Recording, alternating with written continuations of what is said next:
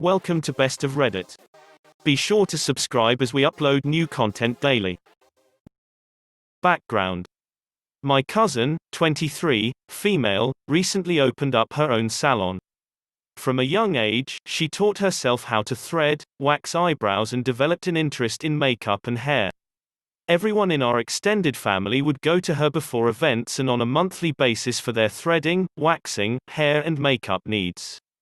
In 2020, she had a full-time job, non-salon related, but decided to renovate the basement of her home to create a small salon space. She now spends her free time taking clients in her at-home salon and there's nothing but great reviews. Her sister helped with the renovations and now helps her with marketing the business, social media, community pages, and I help with the finances, budgeting, price setting. We all support her and are really proud of her. The salon is our baby.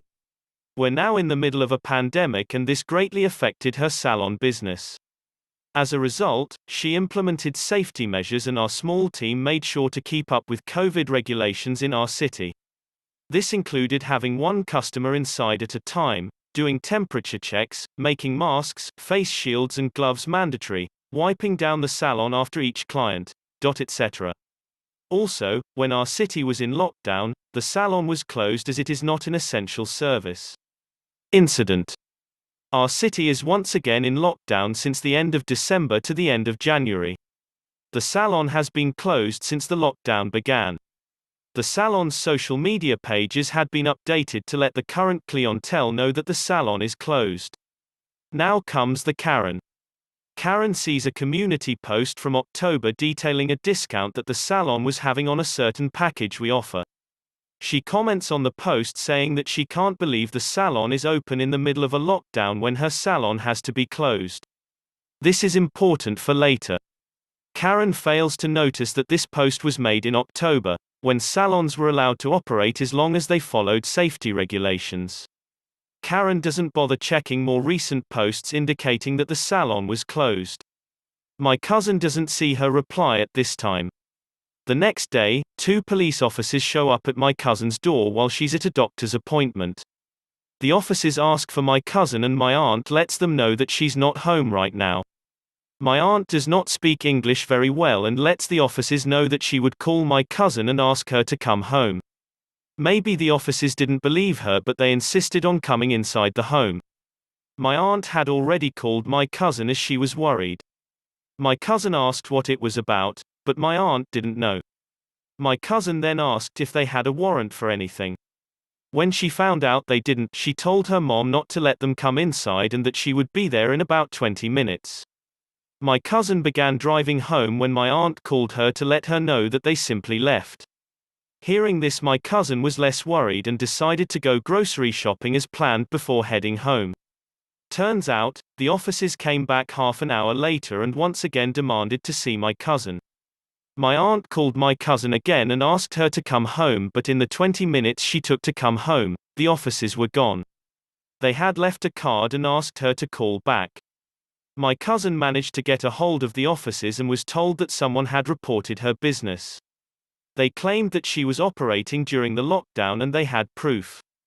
My cousin knew this wasn't true as the salon had been closed for quite a while.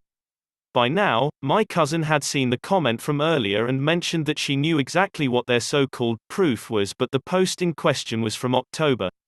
My cousin was very upset as this post was not even close to being actual evidence of her operating now, in January. She was also very upset that they insisted on coming inside the house with no cause or warrant when they could clearly see that my aunt does not understand the language very well. At the end of the conversation, the police officer apologized to my cousin and we thought it was the end of it. You must be wondering how we know that Karen was the one who called the cops. Well, she told us. The next day, my cousin received a message she realized was from the woman who commented on the post. Karen decided to pretend like she's a customer. Karen, can I book an appointment? My cousin, hey love, we are currently closed due to the lockdown. Once the lockdown is over, we will be more than happy to book you in. Karen, oh my girlfriend was there yesterday, my apologies. My cousin, you must have gotten the date wrong. The salon is not taking clients until the lockdown is over. Thank you. Karen, no problem, but I didn't get the date wrong lol. I also know the police came due to you being open. Take care. My cousin, I'm not going to sit here and entertain your boring life. Maybe for a change you can find another hobby rather than spreading lies and wasting people's time, including the police's time. Or even better, find an actual job. Have a good night. Karen, I own my own spa that's closed, as should yours be. My mom is the one who called the cops. You are not entertaining me at all. Go back to your own country instead of screwing with ours. My cousin decided to block her at this point. My cousin was happy this was all over. Her sister and I were still outraged at the racist comment and how someone could make up lies about a small business that led to the cops terrifying my aunt. When my cousin told me about Karen, the fact that she had her own spa really stood out.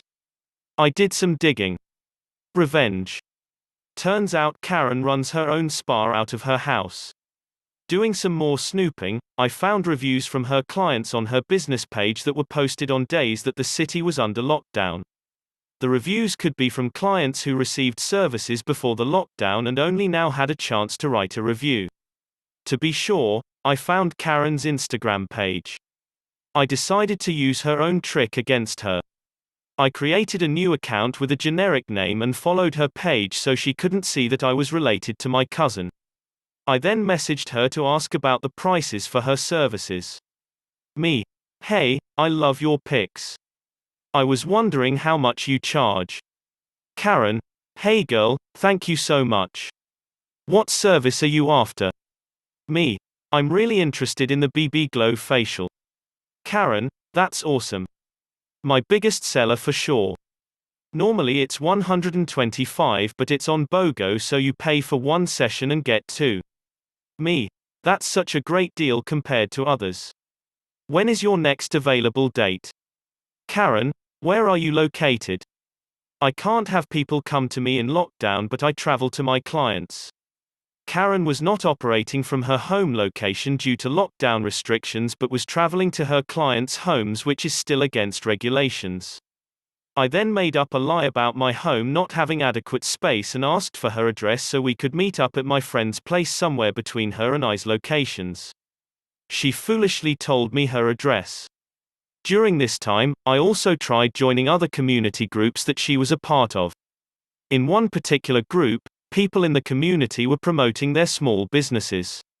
She had recently made a post about discounts on her services for the month of January. I immediately went online and submitted a report about her business still operating, including screenshots, her address, full name, etc. A few days passed by and I had forgotten to check up on it as I was busy with life again. I saw the incident report number on a sticky note I had on my desk and decided to check in. Apparently, this was not Karen's first offense. Karen had already been fined $750 for having a client in her home during the first lockdown in my city. After being fined, she decided to change her business model and go to the client's home instead. Now, she was fined $10,000. I was still following her on Instagram, so I decided to check it out. She had gone on a rant about how she was going to do very bad things to the person who reported her. She also mentioned that she was no longer allowed to run her business. I'm not sure what type of ban the regional police put on her, but I immediately deleted the account and exited the groups I had joined earlier. At the end of the day, Karen got what she deserved and I fulfilled my dream of pretending to be Sherlock Holmes.